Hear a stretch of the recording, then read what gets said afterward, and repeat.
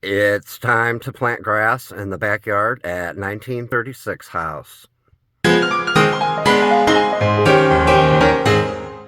There once was a garage here, I found out. There were lots of concrete pieces laying around, and a few pieces were embedded in the ground, so I couldn't get them all out myself.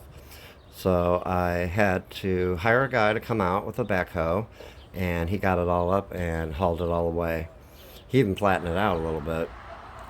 I bought a big bag of sun and shade grass seed, and all that would fit in my car were 4 bales of hay that I got at True Value. And since it's fall, it was easy to find. I came here yesterday and today just to soak the entire area because it's been really dry around here weather-wise, and keep forgetting to bring a sprinkler, so hopefully tomorrow I'll remember. Be sure and follow for more at this property and others, and be sure to look for the full tour here at 1936 House in the links. See ya.